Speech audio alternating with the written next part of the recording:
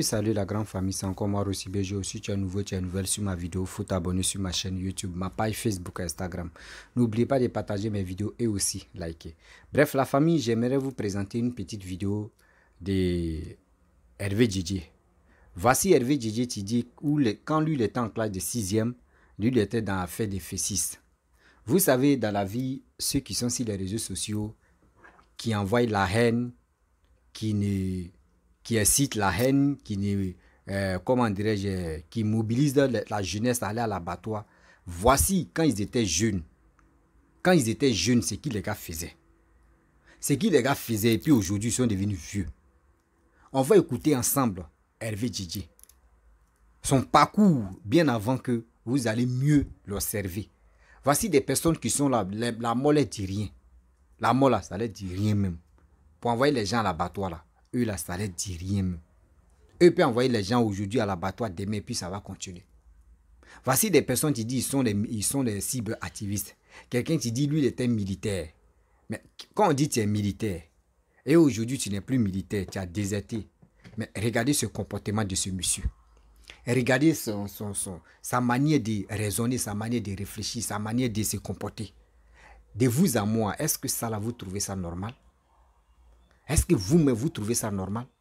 La famille, on va écouter ensemble la vidéo de Hervé Didier, où il est en train de dire encore que oui, les militants de PPACI n'ont qu'à mobiliser la jeunesse, les cyberactivistes de PPACI, de les mobiliser, de les donner au moins, de les orienter, parce que pour dire des bêtises sur les réseaux sociaux, parce que quand on dit le PPACI vont orienter les jeunes, les cyberactivistes PPACI, ce que c'est pour venir dire de n'importe quoi sur les réseaux sociaux. La famille, on va écouter ensemble Hervé Didier bien avant que je vais rentrer dans le but du sujet. Voici la vidéo. Je vous ai dit, moi en classe de 6e, j'ai été, comment on appelle, j'ai été arrêté par le camp peloton mobile de Mans. Vous comprenez? J'étais FECI. En tant que FECI, j'ai été arrêté au camp peloton mobile de Mans. On m'a attrapé. Parce qu'on était en train de militer, on était en train de, comment on appelle, réclamer nos droits en tant que FECI. Donc si vous, à l'époque, vous aviez été formé par le parti, nous, on était encore en train de nous syndiquer dans les écoles. Nous étions en train de revendiquer dans les écoles. Vous comprenez? Donc arrêtez à chaque fois de frustrer les gens. Quand vous faites des choses, arrêtez de frustrer.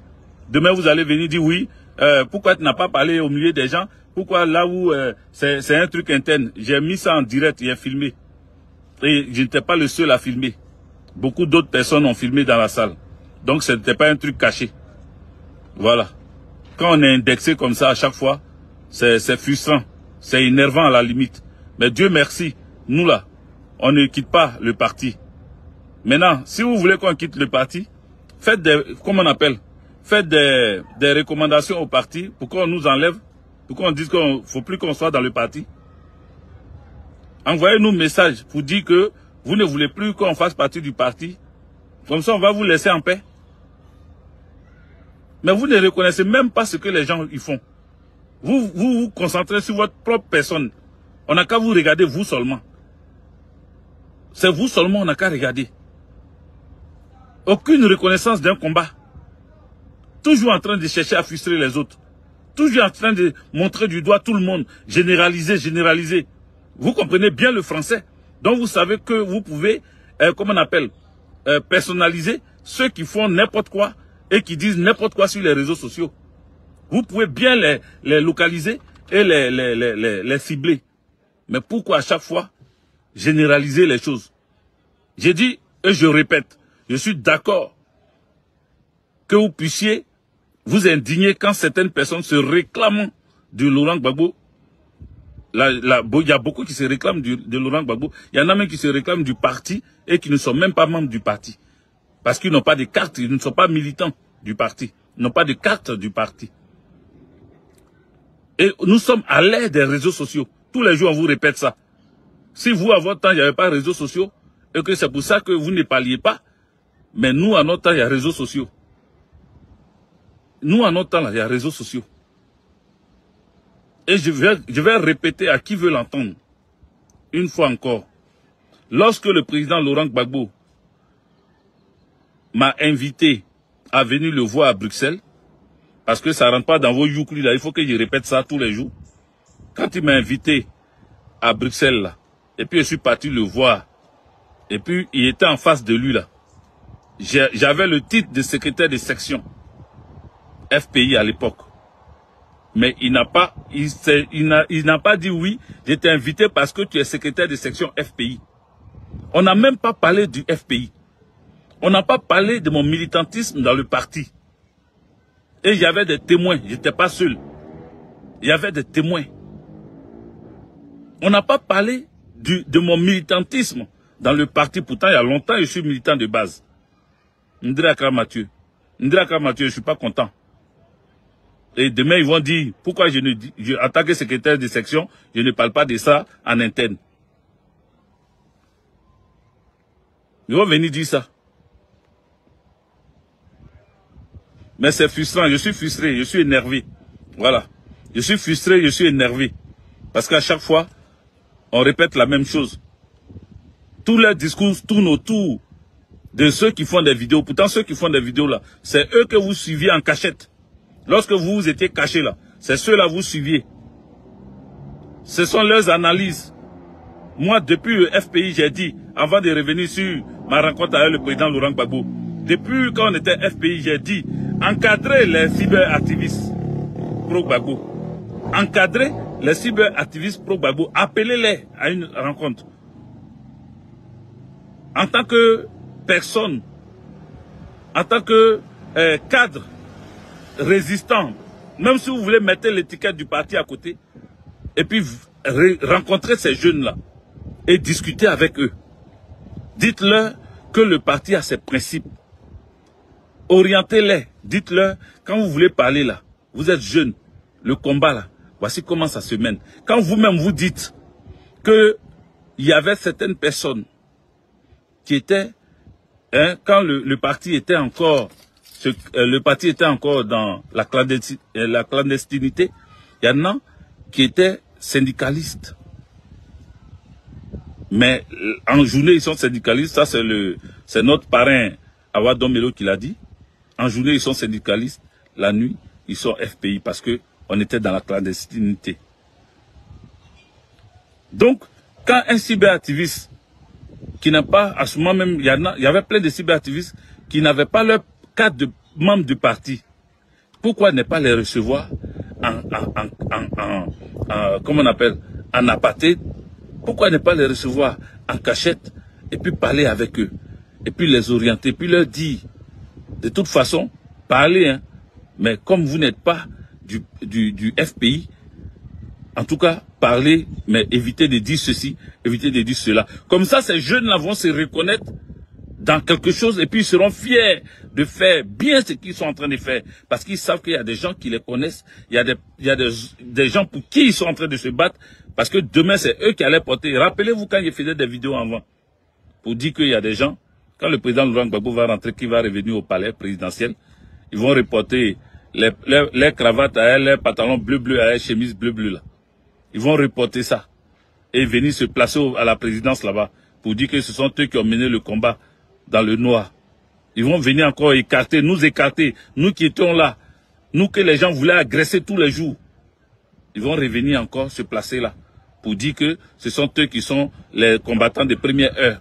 Ce sont eux qui étaient les cousins de Gbagbo. Ce sont eux qui ont mangé avec Gbagbo. Ils vont ressortir encore leurs anciennes chemises avec leurs cravates et puis leurs costumes bleu-bleu pour venir s'asseoir au palais présidentiel pour dire que c'est eux, les mêmes là. Je vous avais dit ça. Gbagbo Laurent, le président Laurent Gbagbo est de retour en Côte d'Ivoire. Les mêmes là ont commencé à sortir. Ils ont commencé à ressortir. Et comme ils sortent et puis ils voient que des personnes peuvent faire ombrage à leur image, je ne sais pas par quelle alchimie, mais ils sont en train de craindre pour certaines choses parce qu'ils étaient cachés depuis. Donc maintenant, ils veulent tellement rattraper les 10 ans de cachette là qu'ils sont obligés d'opprimer, de frustrer les autres. Ceux qui se sont battus, ceux qui étaient là, qui battaient le pavé là, ils sont obligés de les humilier à chaque fois. À chaque fois, vous allez humilier, puis dire non, si vous voulez vous revendiquer, parlez dans le parti, parlez en interne. Pourquoi? À chaque fois, vous allez humilier les gens publiquement, et puis vous allez dire, on n'a qu'à venir parler en interne. Ça suffit. Si vous êtes fâché là, chassez-moi. J'attends rien de vous. Si vous êtes fâché, chassez-moi. Mais ça fait chier ça. À chaque fois, venir dire aux gens, oui, vous prenez votre caméra, et puis pourquoi vous généralisez à chaque fois? Parce que quand vous êtes en train de parler là, ceux que les gens connaissent là, c'est nous. Et du coup, eux tous regardent vers nous. Eux tous commencent à nous regarder. Pourquoi vous ne désignez pas les personnes qui foutent la merde avec leur caméra là? Pourquoi vous ne les personnalisez pas? Et puis vous mélangez tout le monde à chaque fois. Pourquoi vous ne les mélangez? Ou bien, si vous ne voulez pas, hein, comment on appelle, indexer réellement ceux qui foutent la merde dont vous voulez parler là, c'est que vous parlez de nous tous. Alors, la réplique sera toujours par vidéo. Voilà, parce que nous, c'est ce qu'on s'est fait. Si c'est pas compatible, vous nous direz. Mais quand je suis allé voir le président Laurent Gbagbo, il revient dessus. On n'a pas parlé du FPI, on n'a pas parlé d'un parti politique. Il m'a pas reçu parce qu'il était parti politique. Même en tant que militaire, mais il m'a pas reçu à attaquer ça. Il m'a reçu parce que il a apprécié mes vidéos. Et il a dit. Je vous ai toujours répété que j'ai failli tomber en transe là. Tellement j'étais en joie. Tellement j'étais ému. On va dire que je me croyais en train d'avoir une médaille d'or du président Laurent Gbagbo. Vous comprenez? Donc c'est pas vos prêts, vos humiliations en public à chaque fois là que moi j'ai regardé et puis j'ai dit non, c'est bon. Bref, la famille, nous tous on a écouté ce que Hervé Didier a dit. Vous savez, dans la vie, soyons quand même humains. Oui. Toi, tu dis en classe de 6e, toi, tu étais en classe de 6e et puis tu étais dans une histoire de... On doit déloger les élèves qui sont à l'école. On doit faire ceci, on doit s'imposer. Toi-même, tout ça là, mais c'était déjà dans ton sang. Oui, tout ça là, mais c'était déjà dans ton sang. Étant tout petit, où tu es là, Hervé Didier, tu es dans les cinquantaines. Tu ne vas pas me dire non que oui, tant de Laurent Gbagbo, c'est là, toi, tu étais en classe de 6e. Non. Toi, tu étais en classe de 6e depuis fort longtemps, depuis tant de Oufoué. Et aujourd'hui, tu es en vie. Tu as plus de 50 ans. Regardez toi-même tes attitudes. Regarde comment tu réfléchis, regardez comment tu raisonnes. C'est ça là l'éducation que vous donnez aux Ivoiriens, à cette jeunesse qui veut aller de l'avant.